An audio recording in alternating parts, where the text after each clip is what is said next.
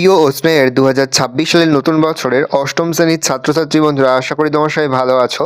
আজ আমরা যে বিষয়টি নিয়ে আলোচনা করব অষ্টম শ্রেণীর ফার্স্ট সামেটিভ অর্থাৎ প্রথম পর্যায়ক্রমিক মূল্যায়নের পরিবেশ ও বিজ্ঞানের সিলেবাস, প্রশ্নপত্র এবং নমুনা প্রশ্নপত্র নিয়ে। প্রথমে আমরা সিলেবাসটা দেখে নাও কী কী বিষয় তোমাদের ফার্স্ট সামেটিভ অর্থাৎ প্রথম পর্যায়ক্রমিক মূল্যায়নে থাকবে। প্রথম পর্যায়ক্রমিক মূল্যায়নের ক্ষেত্রে ফুল মার্কস থাকবে তোমাদের 30, আর সময় তোমাদের থাকবে 1 ঘন্টা। তোমাদের থাকবে ভৌত পরিবেশ, বল ও চাপ, স্পর্শ ছাড়া ক্রিয়াশীল বল।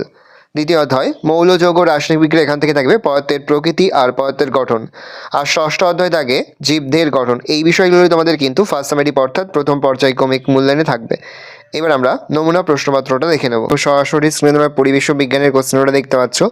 ফুল মার্কস তোমাদের রয়েছে 30, সময় তোমাদের রয়েছে 1 ঘন্টা। প্রথমে তোমাদের ভৌত বিজ্ঞান থেকে প্রশ্ন রয়েছে, একের দাগের সঠিক উত্তর বেছে লেখো যে কোনো 4টি। প্রশ্নের মান 1 করে 1 × 4 = 4। 5 কেজি ভরের একটি বস্তুকে পৃথিবী যে বল দিয়ে আকর্ষণ করে তা হল তবে 19.6 নিউটন। বলের এসআই এককটি হলো নিউটন। ক্ষার দ্রব্যের গলনাঙ্ক 801 ডিগ্রি সেন্টিগ্রেড। উজ্জ্বল অধাতুটি হলো গ্রাফাইট, পারদ, ফসফরাস, সালফার, গ্রাফাইট। তাপে সুপরিবাহী অধাতব পদার্থটি হলো সালফার, আয়োডিন, হিরে, ফসফরাস, হিরে। পরমাণুর মধ্যে সবচেয়ে ভারী কণা হল ইলেকট্রন, প্রোটন, নিউট্রন কোনটি নয়, নিউট্রন। ক্যাটালেজ একটি জৈব অনুঘটক, অজৈব অনুঘটক, উদ্দীপক, প্রবক। জৈব অনুঘটক। অন্ধকারে রাসায়নিক বিক্রিয়া ঘটে সিনেমা হলে, স্টুডিও ডার্ক রুমে, বাজারে, প্লেনে। স্টুডিও ডার্ক রুমে। জলের তড়িৎ বিশ্লেষণে ক্যাথোড ও অ্যানোডে উৎপন্ন গ্যাস দুটির আয়তন অনুপাত 2:1, 1:2, 8:1, 1:8, 2:1। অতি সংক্ষিপ্ত উত্তর দাও যে কোনো 3টি। কোন যন্ত্রের সাহায্যে অভিকর্ষ বলের পরিমাপ করা হয়? স্প্রিং তোলা। সবুজাভ হলুদ বর্ণের গ্যাস কোনটি? ক্লোরিন। ভর সংখ্যা ছিল প্রোটন সংখ্যা প্লাস ড্যাশ নিউট্রন সংখ্যা। অনুঘটকের কাজকে কি বলা হয়? অনুঘটন। জারণ ও বিজারণ একই সঙ্গে ঘটে, সত্য না মিথ্যা? সত্য। প্রস্রাবাগারে কোন গ্যাসের ঝাঁঝালো গন্ধ পাওয়া যায়? প্রস্রাবাগারে অ্যামোনিয়া গ্যাসের ঝাঁঝালো গন্ধ পাওয়া যায়। গ্যালভানাইজেশনের জন্য তড়িৎ বিশ্লেষ্য হিসাবে কোন পদার্থ ব্যবহার করা হয়? জিঙ্ক সালফেটের জলীয় দ্রবণ ZnSO4। সংক্ষিপ্ত উত্তর যে কোনো 4টি। প্রশ্নের মান 2 করে 2 × 4 = 8। বরফ জলে ভাসে কেন? বরফের ঘনত্ব জলের চেয়ে কম, কারণ জল বরফে পরিণত হলে আয়তন বাড়ে, ফলে একটি বরফখণ্ডের ভর বরফখণ্ডটির দ্বারা অপসারিত জলের ভর অপেক্ষা কম হয়, তাই বরফ জলে ভাসে। মরচে নিবারণের 2টি উপায় লেখো। 1. লোহার ওপর তেল রং বা আলকাতরার প্রলেপ দিলে লোহা জল ও বাতাসের সংস্পর্শে আসতে পারে না, ফলে মরচে পড়ে না। B. মরচে নিবারণের জন্য লোহার জিনিসের ওপর জিঙ্কের প্রলেপ দেওয়া হয়, এই পদ্ধতিকে গ্যালভানাইজেশন বলে। গহনা প্রস্তুতিতে সোনা ও রূপো ব্যবহার করা হয় কেন? সোনা ও রূপোর নমনীয়তা অত্যন্ত বেশি, তাই এগুলিকে পিটিয়ে খুব সহজেই পাতলা করা যায়। এর ফলে এই ধাতুগুলির ওপর শৌখিন নকশা তোলা সহজ হয়। এই কারণে গহনা প্রস্তুতিতে সোনা ও রূপো ব্যবহার করা হয়। পরমাণু ক্রমাঙ্ক ভর সংখ্যাকে বলে। কোনো পরমাণু নিউক্লিয়াসে উপস্থিত প্রোটন সংখ্যাকে ওই মৌলের পরমাণু ক্রমাঙ্ক বলে, অথবা কোনো পরমাণু নিউক্লিয়াসে উপস্থিত প্রোটন ও নিউট্রন সংখ্যার সমষ্টিকে ওই পরমাণুটির ভর সংখ্যা বলা হয়। অনুঘটক কাকে বলে? উদাহরণ দাও। যে সকল পদার্থ কোনো রাসায়নিক বিক্রিয়ায় উপস্থিত থেকে বিক্রিয়ার বেগ বাড়ায় কিন্তু বিক্রিয়ার শেষে নিজে অপরিবর্তিত থাকে, তাদের অনুঘটক বলে। যেমন KClO3 থেকে অক্সিজেন প্রস্তুতির বিয়োজন বিক্রিয়ায় MnO2 অনুঘটক হিসাবে কাজ করে। তড়িৎ লেপন কাকে বলে? তড়িৎ লেপনের উদ্দেশ্যগুলি লেখো। তড়িৎ বিশ্লেষণের সাহায্যে রাসায়নিকভাবে অধিক সক্রিয় ধাতুর ওপর কম সক্রিয় ধাতুর প্রলেপ দেওয়ার প্রক্রিয়াকে তড়িৎ লেপন বলা হয়। তড়িৎ লেপনের উদ্দেশ্যগুলি হলো ধাতুগুলিকে জল ও বায়ুর বিক্রিয়াজনিত ক্ষয়ের হাত থেকে রক্ষা করা, ধাতুর সৌন্দর্য বৃদ্ধি করা। নেক্সট তোমাদের রয়েছে লাইফ সায়েন্স ও জীবন বিজ্ঞান থেকে প্রশ্ন। একের দাগে সঠিক উত্তর বেছে লেখো যে কোনো 4টি।